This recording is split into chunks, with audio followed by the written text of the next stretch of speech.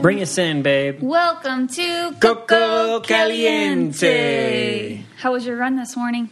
It was good. I did 4 miles here in town. I have like a kind of like a loop that I normally do. I know the loop. Mm-hmm. I know the route really well. Mm-hmm. And I like it. And did you go out by Dollar General?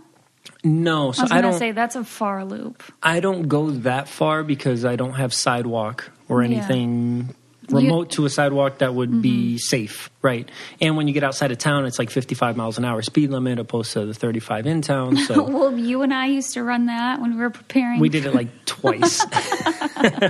But so I don't do that anymore. But what I've seen is, since I've been running on the treadmill, and I've been doing long distances sometimes up to 8-9 miles, and I've been doing it consistently. So now when I ran outside, there is a little bit difference, obviously, because you're running on actual hard ground. Yeah. More so on your joints and stuff, but it also it helps you adjust how you run a little bit. But it was easy. So the treadmill running definitely helped. Oh, absolutely. I mean, and just the sheer amount of miles that I was doing, over 80 miles a month, which tapered down a little bit after we came back from the wedding, but now I'm getting back into it. But yeah, running outside, it was really great, honestly, and the weather was beautiful today. Do you think you're going to be done with the treadmill now this summer? Because maybe we could actually move that then for a little more space. No, I like it. The treadmill is great. Because if it's raining or something. Oh, right. You know what I mean? Right. Everything's always weather pending outside. That's true. Or if I want to get a quick run in and I don't feel like setting everything up to go for an outside run opposed to an inside run, which is much easier, then yeah. So I like having the treadmill there. But what I wanted to acknowledge that I completely forgot, and we didn't even mention last time, was... last episode was our 100th episode. Yeah, this is 101. 101. And we're going to learn about Victor 101 today. Okay. Does that make sense? Okay, I just made that up. Yeah, no, you're good. Go ahead. What do you want to know about me? Or are you doing this from the perspective of like a listener? Like, what would a listener want to know about me? No, I think there's things that I want to know about you too. Okay. Like just... After we're married? Yeah, after we're married, I'm just now going to learn some things about you. Maybe it's not on the hierarchy of importance? No, it's not like, you'll see. Okay, so for example, I'm just curious, how does it feel to be married? Do you feel different? I don't feel different because we were... basically married, just not on paper, before this, right? When we live together, we make all our decisions together, we handle everything together. We don't really do anything independently. When it comes to that, what it is nice, though, is to be able to say, when I'm talking to like customer service on something, or in my day-to-day to coworkers or whatever, my wife, opposed to my fiance. Right. You know what I mean? It's like a big jump in that verbiage. It is a huge jump. Yeah, because for example, yesterday I was just woke up. I was in my underwear and your T-shirt, and our dogs were like barking at people on the road, and they needed to go get picked up. And Vic was on the call with customer service, and he's like, "Here." I'm like, take the phone and then I'll go up there. Basically, because I was working on something, but she needed me to go outside. So I gave her the phone. I was like, do this while I go outside and get the dogs. Yeah. And so then the woman was like, okay, what's your name? And I was like, Victor Arroyo the third. And then she's like, was that Victor on the phone? I was like, yeah, this is his wife. He just went to go grab our dogs. And she's like, oh, okay, no problem. Like, I feel like if it would have been like, that's my boyfriend or that's my fiance, she would have been like, get him back on the phone. Yeah, we'll just wait a minute here until he's back. It does feel really cool to say husband and wife, I think, right? It's it does. It's different. It feels a little different for me just because... It's like just exciting. It's exciting to hear and exciting to think about. And that day really was super magical. And so it definitely felt like, wow, like staring into your eyes and like hearing how you felt and how I felt. Yeah. It definitely took us a step up, I think. Absolutely. I think so too. Because for a lot of, so for me before I was married, this is sidetracked. This isn't about Victor, sorry. But before I was married, I kind of just thought, Like the wedding is just like this big party you're throwing. You're not going to remember anything. It's not going to feel like anything because you're just so stressed about all this stuff. And so, but it didn't feel, it felt like our wedding, absolutely like our wedding day, and it was magical. And so future brides and grooms, just so you know, those vows or when you're actually standing up there, like that is a very magical moment. And I'm so happy we have it on video, but I haven't seen it yet, but I loved it. It felt so good. And I don't know if I brought this up last time we talked about wedding stuff. Maybe I did, and maybe I'm just regurgitating, but I have a lot more respect now, like if we're ever invited to a wedding, for the people's wedding, right? For example, sending that RSVP back right away. Yeah. Not doing anything last minute and being, maybe I can come, I don't know. And then, because, we had to change our seating and the way we had the picture set up for people that were going to sit down to find their tables and all that stuff. Or even, letting, if I'm a groomsman, oh yeah, I know this is where you need my stuff. Okay, it's there, done. Not asking right, 5 times. Like the morning of. Not going to text you. Not going to be late. Nothing like that. Because that was, as much as I love my guys and my groomsmen, that was one of the most frustrating things. Like getting these last minute messages of information that was already given out, or being late for something, or whatever. I was just like, man, like how many times we got to tell people? It's like don't text the bride and groom at all the day of the wedding, or even before. Find somebody else that has the information, or it was already told to you. Remember it. Write it down. Like I'm going to have so much more respect down the line and be a lot more conscious of these things if we get invited to a wedding. Like next time we get an invitation, boom, it's in the mail that day. Yeah. Because I'm not, I'll feel really bad because we already went through that. Yeah, once you go through something, you definitely learn. Oh, yeah. That was so... And thinking about it now, it'll frustrate me. But it was still a great day. But just those little things, it's like, why did it have to be like that? Like... I don't know. And maybe put a dress code in. What do you mean? Oh, jeez, Louise. Well, so, yeah, the dress code thing you could put, but I still don't know if people will understand or listen. Like, obviously, a wedding is formal in my eyes, right? That's what I think. But, to each their own. It is what it is. Well, it was a great day. To be fair, people who get married around here, it's perfectly fine to not wear... To dress down? Yeah, definitely. Yeah. Yeah, I get it. You see that a lot. Oh, goodness. This episode is brought to you by SESH. That's SESH. Traditional therapy can be expensive, and to many of us, it's inaccessible. Hundreds of dollars a month to text with a counselor? No thanks. SESH offers a safe space for group support where you can connect with other people in similar situations, all led by expert therapists. SESH is the leading mental health app for accessible group support, facilitated by diverse licensed therapists who are experts in their field. SESH makes it easy to find your community. There are sessions for people of all different backgrounds on topics like living with anxiety or depression, building healthy habits, coping with COVID, managing stress, parenting, relationships, body image, low self-esteem, postpartum, and much, much more. SESH is only $60 per month for unlimited group sessions with a licensed therapist. SESH is recommended by top psychologists, therapists, and mental health experts, and it offers a cost-effective way to meet your mental health goals. Oprah Magazine named SESH a top virtual mental health resource. It was the most affordable option on the list. Each new user receives a free 2-week trial. Take the first step and go to seshtherapy.com today or download the SESH app in the App Store today. Again, that's seshtherapy.com. SESH is mental health care made easy, and we thank them for sponsoring the podcast. Okay, so now, Victor, you have a baby on the way, and, it's coming up here in July. So how are you feeling about taking that next step? So it's weird because I know you're pregnant.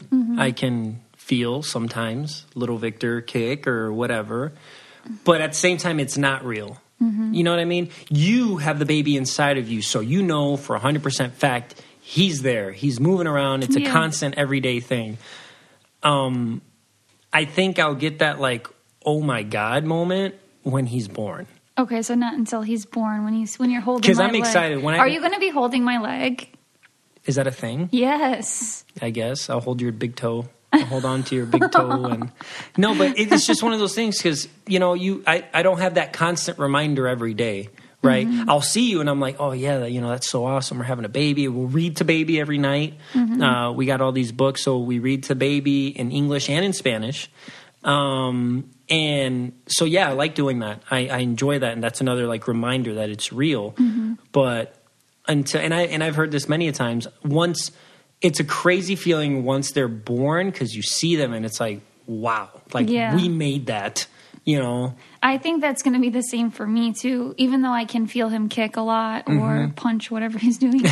But once I see him, I think it's just going to be like, whoa. We're going to be responsible for a little life.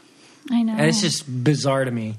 You know, like we're going to be home one day and it's not just going to be you and me. It's going to be you, me, and baby Vic. That's another big thing. So we just got married, but we've been living, but like you said, living together for like 3 years. Yeah, so that wasn't a big change. And so I think we were ready to bring baby into our lives. And so, but now things definitely will change once he's here. Oh, yeah. So what are some things that you're thinking that you want to do to make sure that you and I keep the spark alive?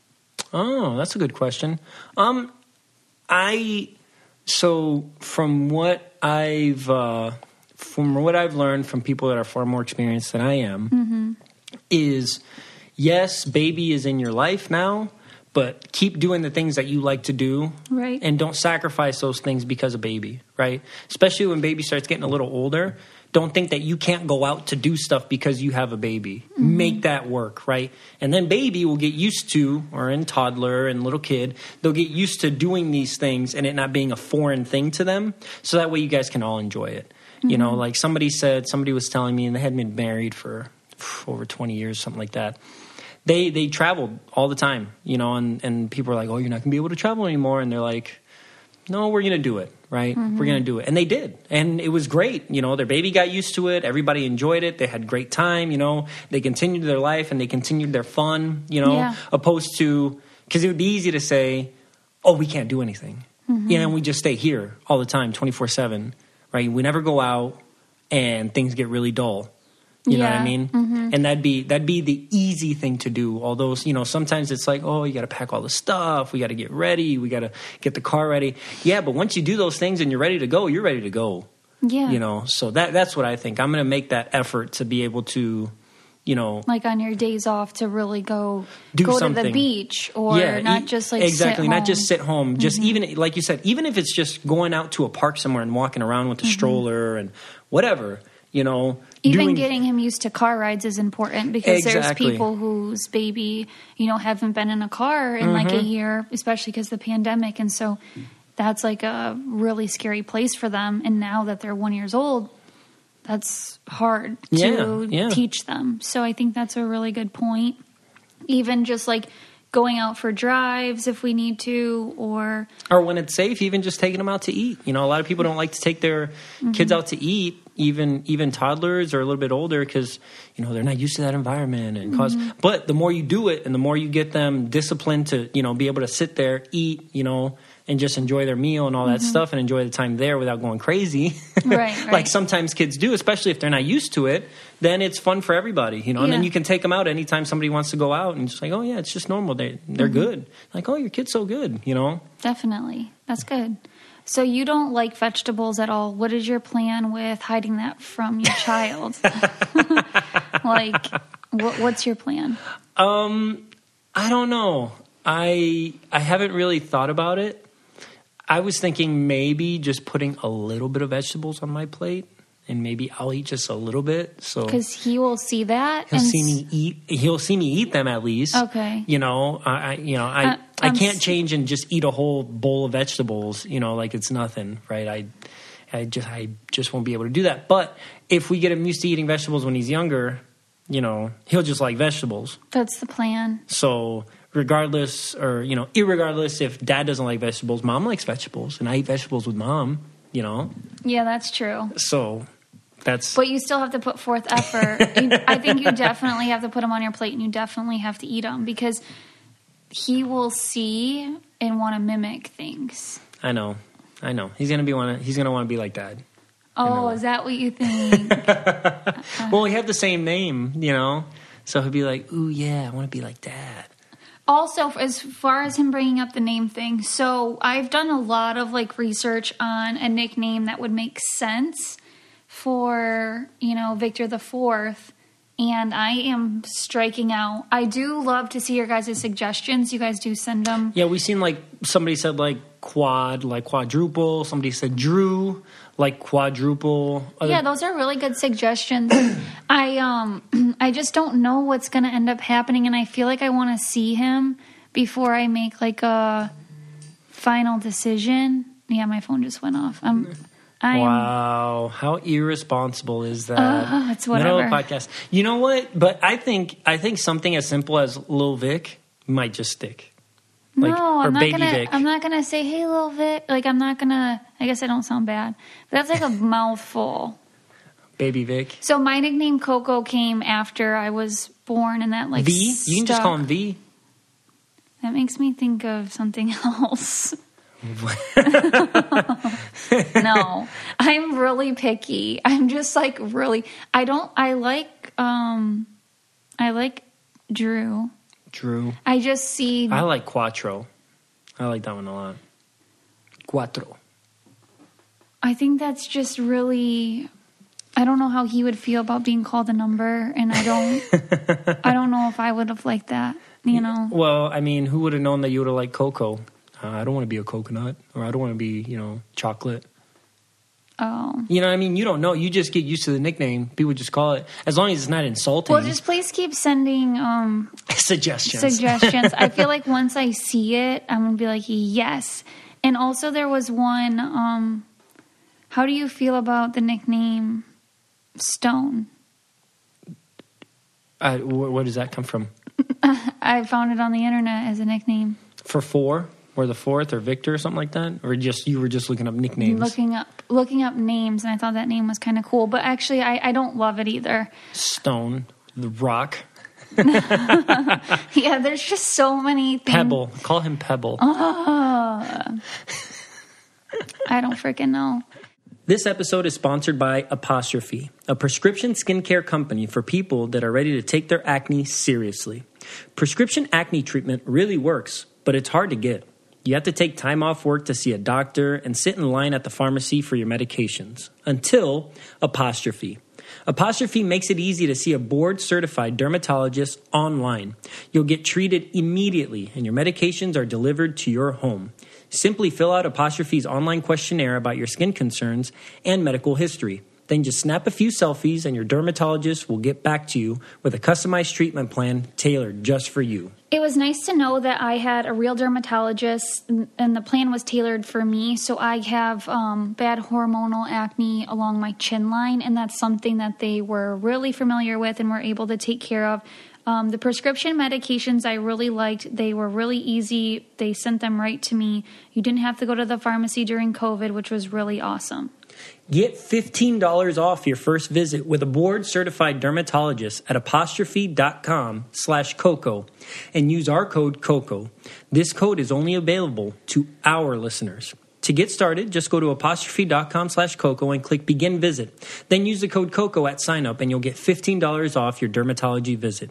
That's apostrophe.com/Coco and use the code COCO to get your dermatology visit for $15 off. And we thank Apostrophe for sponsoring the podcast. So the question is do I guess I'm going to start making his personalized things with Victor on it, right? Yeah. I mean, that's his name. That no matter how old he gets or whatever, that's his name. So yeah, that regardless of anything else. Okay, so Victor, now what is in your weekly? Okay, just quit. What is in your weekly plans? What are you up to this week? I'm trying to convince you to go golfing with me tomorrow. And I've never golfed. Well, I guess I did golf when I was like really little. Recently. You haven't golfed in the last few years, right? 15. Wow. In the last 15 years. I'm not a great golfer, but I'm trying to convince Nicole to go golfing because the weather is beautiful here.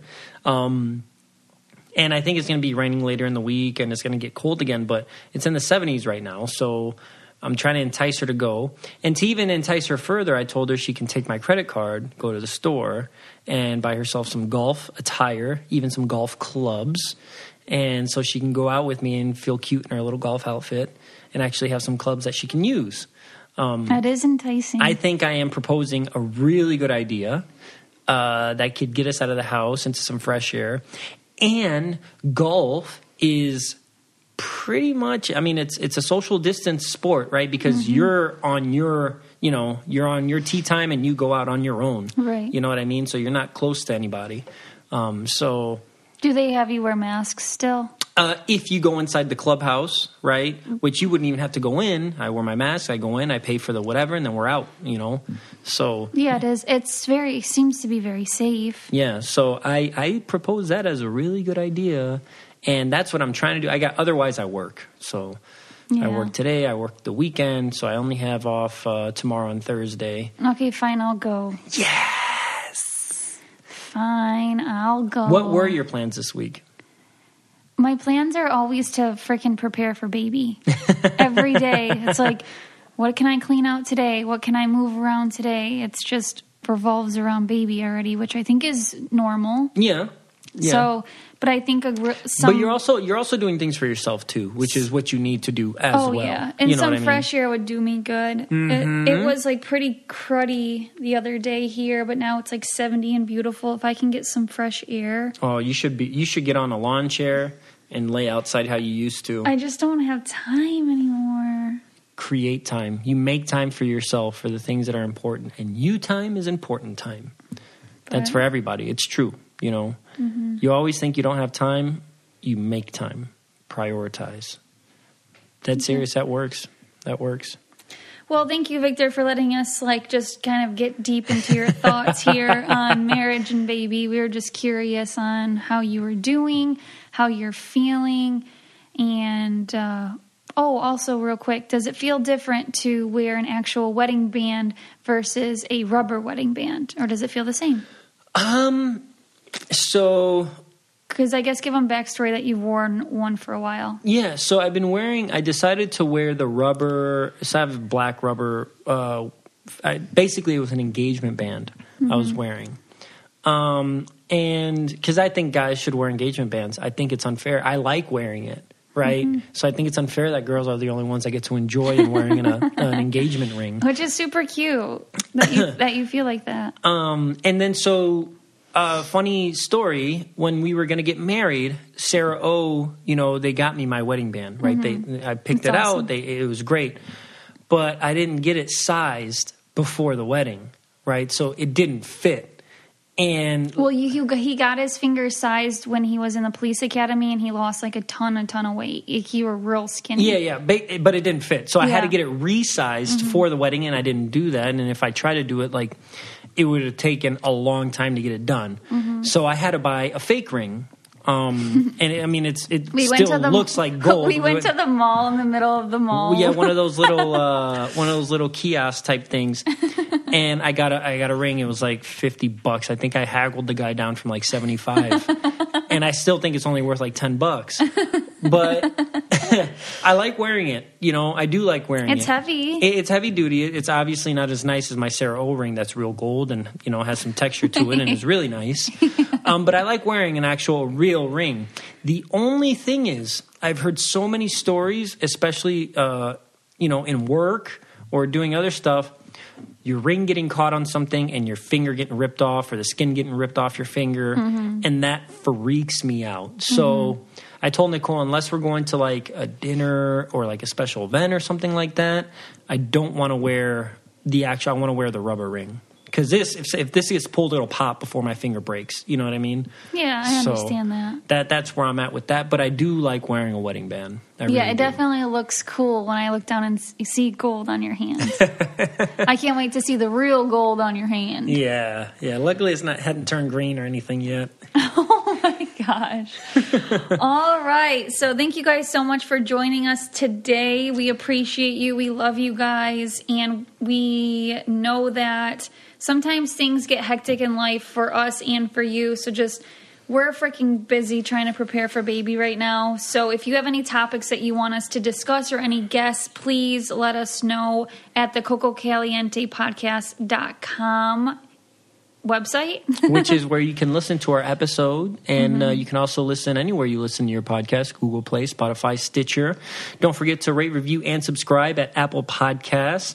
And please follow us at Coco Caliente Podcast on Instagram and at Coco Caliente Pod on Twitter. Thank you. If you want to be the most interesting person at the cocktail party, well, hop on over and listen to the Brain Candy Podcast. Our award-winning content will have you laughing while you're learning. We read all the best articles, books, and studies and keep up with new TV shows, documentaries, and pop culture. And then we cram it all into 2 shows a week. Conspiracy theories, cannibal rabbits, unsolved mysteries, the history of the Walkman. There's something for everyone. The Brain Candy Podcast. Find our link in the show notes. Or simply search for the Brain Candy Podcast on your podcast app.